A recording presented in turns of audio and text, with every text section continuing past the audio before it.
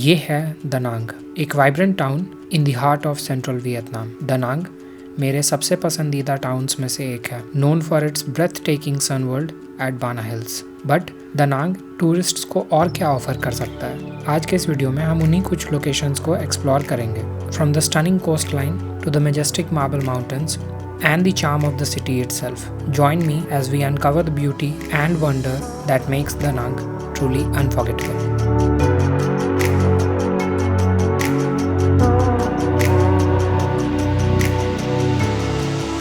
Hello everyone and welcome back to the channel. तो Hoi आन में बारिश से छिपते छिपाते 27 किलोमीटर दूर अब हम आ चुके हैं एक दूसरे लोकेशन में।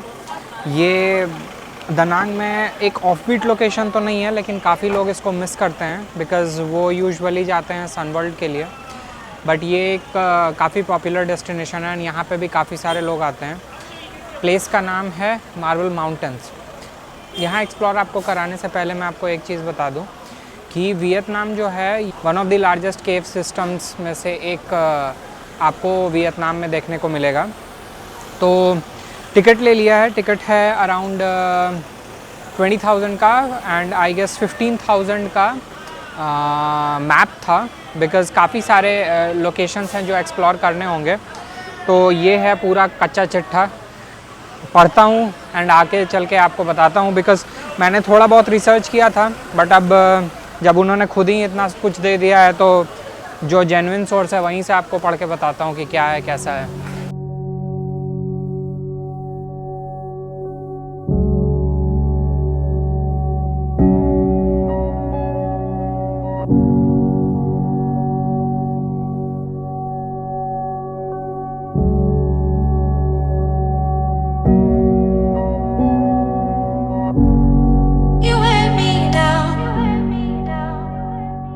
अब ऐसे ही दिखा सकता हूँ, मेरे ऊपर जो आप देख रहे हो और नीचे में भी आपको काफ़ी सारे वैसे सेम टाइप के शेप्स देखने को मिलेंगे। ये बेसिकली स्टैलेक्टाइट्स एंड स्टैलेग्माइट्स हैं एंड इनको बनने में किसी भी केव फॉर्मेशन के अंदर millions and millions of year लगता है। ये वाटर ड्रॉपलेट की तरह बनता है। तो जितने टाइम से वाटर ड्रॉपलेट ऊपर से नीचे गिर रहा होगा, धीरे धीरे जो कैल्शियम है वो बेसिकली कंपोजिट क्रिएट करता है एंड वो एक शेप बनाता है, ऐसे पॉइंटेड शेप बनाता है एंड उससे बेसिकली ये क्रिएट होता है जो आप देख पा रहे हो आज।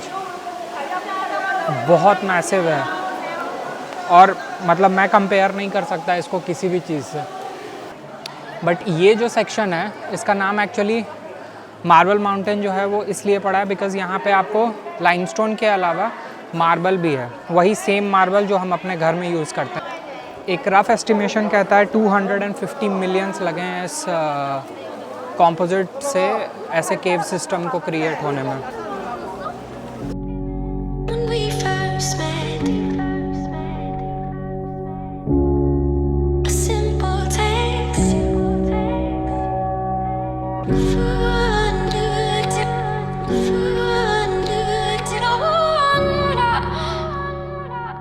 तो इसको ऐसा कहा जाता है कि लोकल्स ने काफ़ी टाइम पहले ही सर्च कर लिया था, बट 19th सेंचुरी में एक्चुअली जो यूरोपियन एक्सप्लोरर्स थे उन्होंने इस जगह को एक्चुअली में खोज के निकाला। यूरोपियंस एज एन आप समझ सकते हो फ्रेंच, बिकॉज फ्रेंच कॉलोनी थी है एंड भाई बहुत एक्सट्रीम रास्ते हैं यहाँ पर। कैसे इन्होंने बनाया है मैं तो वही सोच रहा हूँ एंड अगर मैप ना हो तो इंसान खो भी सकता है, इतना कॉम्प्लिकेटेड है ये जगह। देख रहे हो, रास्ते दिखाता हूँ मैं आपको। मार्बल माउंटेन को नू हा सो भी बोलते हैं वियतनामीज़ में। ये माउंटेन्स सुबह 7 बजे से शाम के 5:30 बजे तक ओपन होती है एंड ध्यान रखें कि ये कभी कभी काफ़ी ज़्यादा क्राउडेड होता है। एग्जैक्टली शार्प 5:30 बजे इन माउंटेन्स और केव्स को क्लोज़ कर दिया जाता है टूरिस्ट्स के लिए एंड लाइट्स ऑफ कर दी जाती हैं। तो ध्यान रखें कि जब कभी भी आप विज़िट कर रहे हो 5:30 बजे से एटलीस्ट 1-1.5 घंटा पहले मार्बल माउंटेन्स एक्सप्लोर करना स्टार्ट करें। Marble mountains comprises of 5 mountains named after 5 elements: metal, water, food, earth and fire. इसका क्या है, केव्स तो सराउंड कर रहा है मेरा आवाज़। केव्स का क्या है, केव्स तो ऑलरेडी पहले से रहते हैं, बट ये जो आप स्टैलेक्टाइट्स एंड स्टैलेग्माइट्स देख रहे हो ना, ये बनता है काफ़ी टाइम में। ये ऐसा नहीं है कि ओवर द ईयर्स 10-15 साल में बन जाएगा, बहुत टाइम लगता है, मिलियंस से भी ज़्यादा लग जाते हैं इसको फॉर्म होने में। अभी मैं आपको एक और केव है जो यहाँ का बहुत फेमस केव है, वहाँ लेके जाऊँगा, बट उससे पहले इस वाले सेक्शन से बाहर निकलता है। अंदर में क्या है ना, अलग अलग सेक्शन बना हुआ है एंड उसके पास आपको टेम्पल्स देखने को मिलेंगे। काफ़ी सारे बुद्धिस्ट टेम्पल्स हैं, पगोडाज हैं, श्राइन्स हैं इसके अंदर, एंड अलग अलग सेक्शन में। ये बहुत मैसिव स्ट्रक्चर है, ऐसा नहीं है कि मतलब 100-200 मीटर में ही फैला हुआ है, वैसा नहीं है, काफ़ी लंबा, काफ़ी दूर तक है। एंड मैं देख पा रहा हूँ कि इसमें अराउंड 15 सेक्शंस हैं, जिसके अंदर आपको काफ़ी सारे जगहों पे पगोडास देखने को मिलेंगे, व्यूइंग पॉइंट है, उसके अलावा अलग अलग केव फॉर्मेशन है। एक हाईएस्ट पीक है जिसका नाम दिन थुआंग थाई है। आई होप कि मैं सही प्रोनाउंस कर रहा हूँ, मैं स्पेलिंग लिख दूँगा अगर मैं गलत हुआ तो। इसके अलावा 2 और केव सिस्टम हैं जो थोड़े से डिस्टेंस में है, रोड के ऑपोजिट साइड। तो जैसे सामने में देखो, दिख रहा है, तो ये जो है ये थाई सेक्शन है। अब आप इधर जाओगे तो आपको थाई श्राइन्स एंड पगोडाज ये सब देखने को मिलेगा आगे जाने पे। तो वो एक पूरा सेक्शन है उनका डेडिकेटेड उस एरिया में। तो इसी तरीके से हर जगह आपको कुछ ना कुछ श्राइन्स, अलग तरीके के पगोडाज वगैरह देखने को मिलेंगे। एंड ये पूरा सेक्शन इतना बड़ा है कि आपका कम से कम पता नहीं 2.5-3 घंटे भी लग जाएंगे, उससे ज़्यादा भी लग सकता है।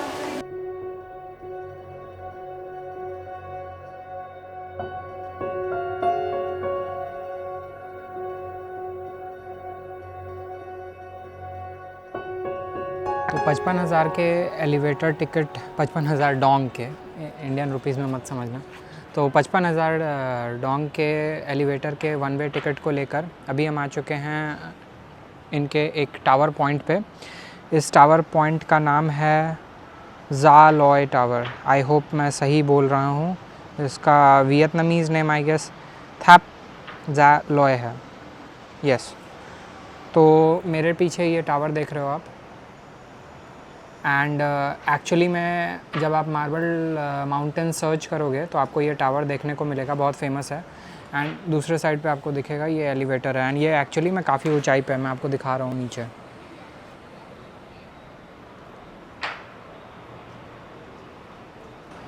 तो ये एक तरह से एक व्यूइंग पॉइंट है, व्यूइंग गैलरी है यहाँ पे। तो वो एक साइड का व्यू है एंड ये दूसरे साइड से आपको व्यू देखने को मिलेगा। सामने में जो आप माउंटेन्स देख रहे हो ना, उसके अंदर भी आपको टेम्पल्स एंड पगोडास देखने को मिले। उसमें एक जो माउंटेन है उसका नाम है थो सॉन माउंटेन, नुई थो सॉन। एंड सामने में जो आपको 2 माउंटेन्स दिख रहे हैं छोटे छोटे, उनमें एक का नाम है किम सॉन माउंटेन और दूसरे का नाम है हुआ सॉन माउंटेन। तो 3 माउंटेन्स हैं इसके अलावा, एंड उसके अंदर आपको पगोडास एंड केव फॉर्मेशंस वगैरह देखने को मिलेंगी। तो अभी चलते हैं, ये टावर थोड़ा सा एक्सप्लोर करते हैं एंड उसके बाद फिर आगे के सेक्शंस में देखेंगे कि और क्या है देखने को।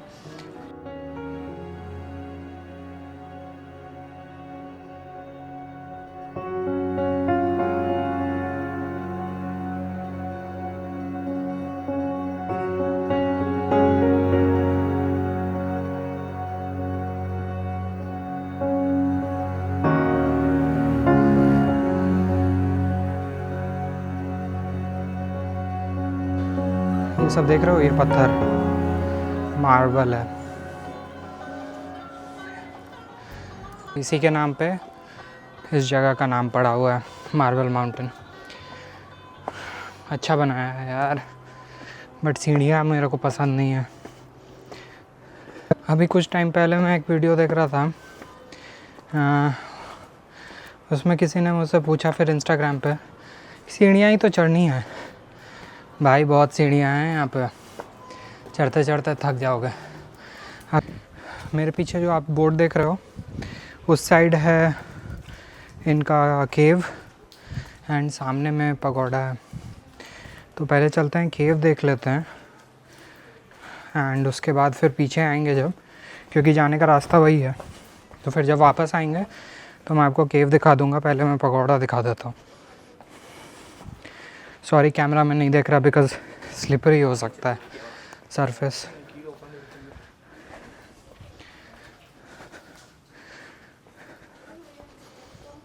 ये जो मेरे पीछे लड़की है ना, जो ट्रेडिशनल वियतनामीज़ ड्रेस पहनी हुई है, ये एक्चुअली टेट के टाइम पे काफ़ी लोग पहनते हैं।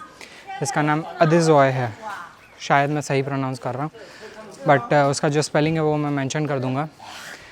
तो ये एक ट्रेडिशनल वियतनामीज़ ड्रेस है जो वुमेन पहना करती हैं। टेट एक्चुअली में इनका एक न्यू ईयर है, जनवरी फरवरी के आसपास आता है एंड उस टाइम पे कंसिडर किया जाता है वियतनाम या फिर इस पार्ट में जिस तरफ बुद्धिज़्म काफ़ी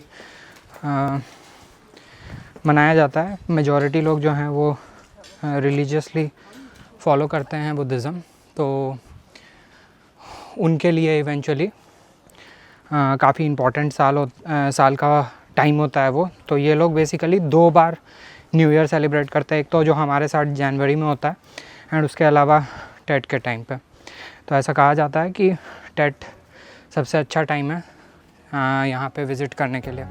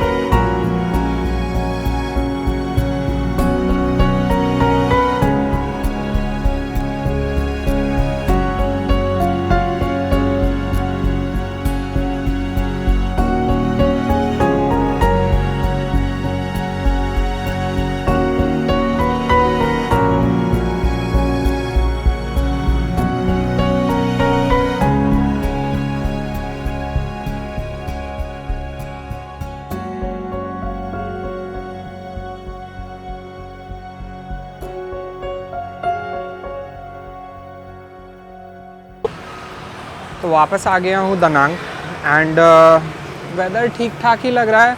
क्लाउडी है ऑब्वियसली, बट प्रॉब्लम वही है कि बारिश ना होनी शुरू हो जाए। तो दनांग वापस आने के बाद अभी मैंने जैसे आपको मार्बल माउंटेन दिखाया, अब हम जाएंगे यहाँ का एक बहुत ही आइकॉनिक लैंडमार्क है। यहाँ जो रिवर बहती है उसका नाम हान रिवर है एंड उस पे एक ब्रिज है बहुत ही ज़्यादा फेमस और आइकॉनिक लैंडमार्क माना जाता है उसको, which is known as the dragon bridge. तो वो मार्च 29, 2013 में स्टार्ट हुआ था और अपने आइकॉनिक डिज़ाइन के लिए जाना जाता है। यहाँ की जो पीपल कमिटी है उन्होंने बेसिकली उस ब्रिज को कंस्ट्रक्ट किया। तो अभी मैं आपको वहाँ के व्यूज़ दिखाता हूँ एंड उसके बाद दनांग में जो यहाँ के बीचेस हैं वो मैं आपको दिखाऊंगा। As such Da Nang as a town बहुत अच्छा है, इसके वाइब्स हैं अलग, बट प्रॉपर टाउन में आपको बहुत कम कुछ है जो देखने को मिलेगा। मोस्टली जो कुछ भी है वो सब टाउन से बाहर है या टाउन के आसपास है। जैसे अगर आप सनवर्ल्ड जाते हो तो सनवर्ल्ड यहाँ से 1 घंटे के डिस्टेंस पे है। मार्बल माउंटेन जाते हो तो वो यहाँ से कुछ तकरीबन 20-25 मिनट के डिस्टेंस पे होगा। होयान जाते हो तो अगेन 40 मिनट से 1 घंटा आपको लग जाएगा। एंड अगर आप मीसॉन सेंचुरी जाना चाहते हो यहाँ से तो वो भी तकरीबन 1.5-2 घंटे आपको लग ही जाएंगे। तो इस तरीके का सीन है। दनांग बेसिकली एक प्रॉपर पोर्ट टाउन था काफ़ी पहले एंड उसी के लिए फेमस भी था। मोर और सो वियतनाम के अंदर आपको as a beach location 3 cities जो हैं वो बहुत ज़्यादा फेमस है। एक तो इनका बहुत ही फेमस बीच टाउन है या आइलैंड आप कह सकते हो उसको, विच इज़ फू ऑक आइलैंड, डाउन साउथ हो ची मिन से और नीचे है। उसके अलावा नट्रांग जो मैंने आपको दिखाया, वहाँ के बीचेस बहुत ही अच्छे हैं, कोस्ट लाइन बहुत लंबा है एंड कंटिन्यूअस कुछ 24-25 किलोमीटर का कोस्ट लाइन है। एंड उसके अलावा दनांग के बीचेस। तो अभी मैं आपको आगे कंटिन्यू करते हुए पहले यहाँ का जो फेमस आइकॉनिक ड्रैगन ब्रिज है उसके व्यूज़ दिखाऊंगा। एंड उसके आगे एक रिवर फ्रंट है जिसमें आप वॉक कर सकते हो, प्रॉपर पेडिस्ट्रियंस के लिए बनाया हुआ है। हेलो, बच्चे बोल रहे हैं हेलो फ्रेंड्स। तो हाँ, तो पेडिस्ट्रियन है, मैं वो आपको पाथवे भी दिखा दूंगा, आप चाहें तो इवनिंग में वॉक कर सकते हैं। उसके साइड में बहुत सारे कैफ़ेज़ हैं, रेस्टोरेंट्स हैं, तो वो आप एंजॉय कर सकते हो, अपना टाइम स्पेंड कर सकते हो वहाँ पे।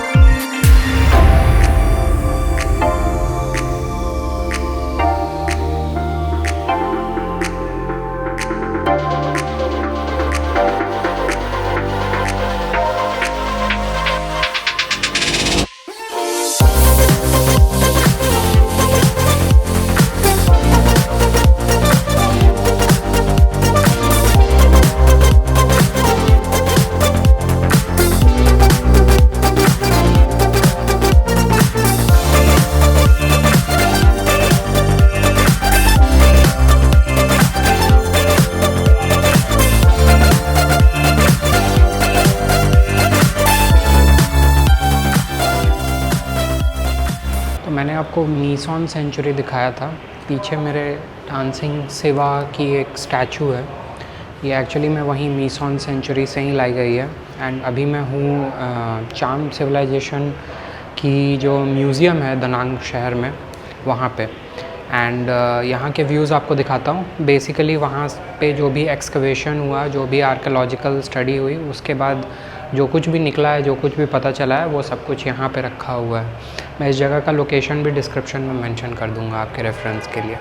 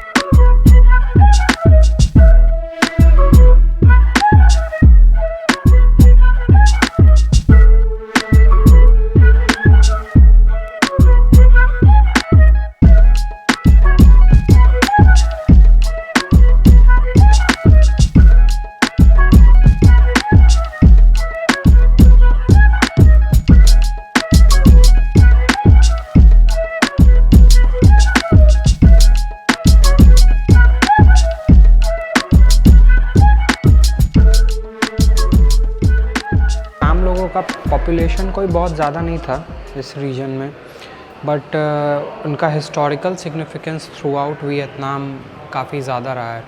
एंड काफ़ी सारे जगहों पे उन्होंने टेम्पल्स बनाए हैं, रहने का उनका है, तो उनका जो सिविलाइजेशन था वो काफ़ी स्कैटर्ड था थ्रू आउट वियतनाम। जैसे मैंने आपको नट्रैंग में दिखाया होगा, एक पोनागार टेम्पल था, अगर आपने वो वीडियो नहीं देखा है तो मैं नीचे लिंक कर दूंगा और आप डिस्क्रिप्शन से लिंक एक्सेस करके वो वीडियो देख सकते हैं। तो वो पोनागार टेम्पल जो है वो भी चाम सिविलाइजेशन के टाइम पे ही बना था। एंड इमेजिन कि कहाँ नट्रैंग है और कहाँ मीसॉन है। सो अभी आने वाले दिनों में मैं आपको फोंग न्या लेके जाऊंगा, जब वहाँ पे बहुत खूबसूरत केव्स हैं, तो इसकी हिस्ट्री से जुड़ी हुई थोड़ी सी जानकारी वहाँ पे भी आपको देखने को मिलेगी। बट मेरे पीछे देखो आप, फ़ोटोज़ हैं, काफ़ी सारे टेम्पल्स हैं जो उन्होंने क्रिएट किए। एंड ये सारा कुछ एक्सकवेशन करके निकाला गया, देखा गया। जैसे मैं सामने देख पा रहा हूँ, जो नट्रांग वाला टेंपल है उसका भी फ़ोटो यहाँ पे दिखाया गया है। सो एक मस्ट विज़िट प्लेस है मेरे हिसाब से, अगर आपको हिस्ट्री में इंटरेस्ट है और आप इस तरीके का इन्फॉर्मेशन लेना चाहते हैं तो 60,000 वियतनामीज़ डोंग की टिकट है।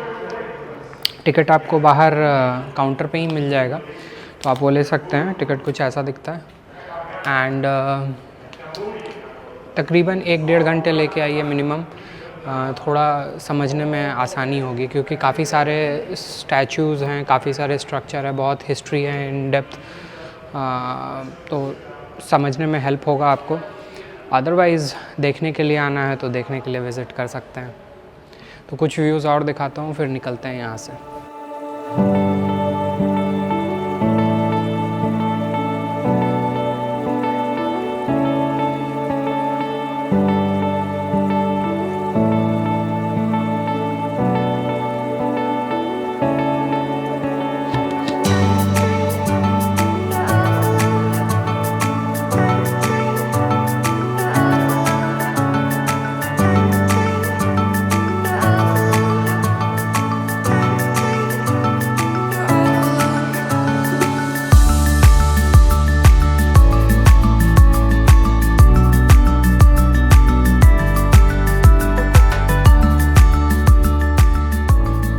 तो लगभग 5 मिनट के बाइक टूर के बाद अभी आ चुका हूँ दनांग के सबसे पॉपुलर बीच में, विच इज़ नोन एज मी खे बीच। मेरे पीछे आप देख पा रहे होगे लिखा होगा दनांग बीच।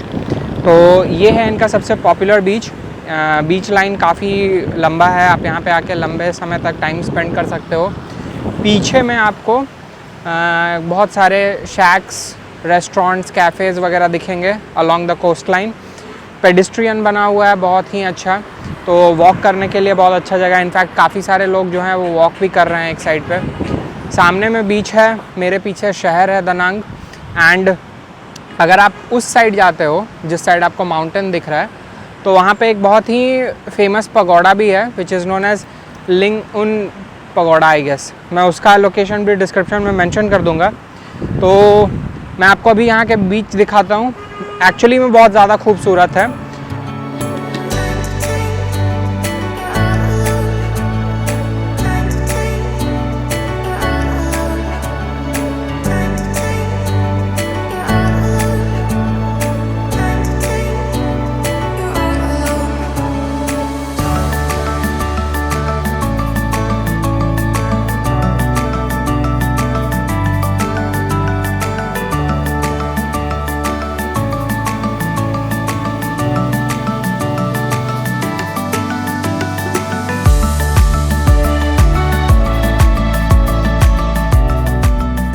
सामने से बहुत तेज़ बारिश आ रही है फिर से, बट इस वीडियो को रखते हैं इतना ही।